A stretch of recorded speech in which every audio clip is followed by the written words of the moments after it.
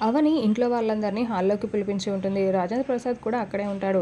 "ఏంటి అవని, ఎవరో వస్తారన్నావు, ఇంకా ఎవరు రాలేదేంటి?" అని బామ్మగారు అడుగుతూ ఉంటే, "వచ్చే ఉంటారు బామ్మగారు, దారి దగ్గర దాకా వచ్చారని చెప్పారు, ఇంకా వస్తూనే ఉంటారు" అని అవని చెప్తూ ఉంటే, అప్పుడే ఒకతను వస్తూ ఉంటాడు. ఇంకా అతను లోపలికి వచ్చేసరికి, "ఏంటి ఇతన్ని పిలిపించావు?" అని అంటే, "ఇతను భూత వైద్యుడు. తన మంత్రశక్తితోటి ఈ మామయ్య గారికి ఇలా జరగడానికి కారణం ఎవరో చెప్తారు" అని అవని చెప్తూ ఉంటే, ఇంకా అతను వచ్చి ఇంట్లో ముగ్గు వేసి అందులో నిమ్మకాయలు పెట్టి మొత్తం మంత్రాలన్నీ చదువుతూ ఉంటాడు. ఆ తర్వాత, "ఇప్పుడు ఈ నిమ్మకాయలు అందరూ తీసుకొని తలా ఒకటి కట్ చేయండి.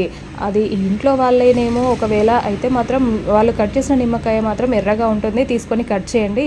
అది ఇప్పుడే తెలిసిపోతుంది" అని చెప్పడంతో పల్లవి చాలా టెన్షన్ పడుతూ, అయ్యో ఇప్పుడు ఇలా నేను దొరికిపోతానేమో అని అనుకుంటూ ఉంటుంది.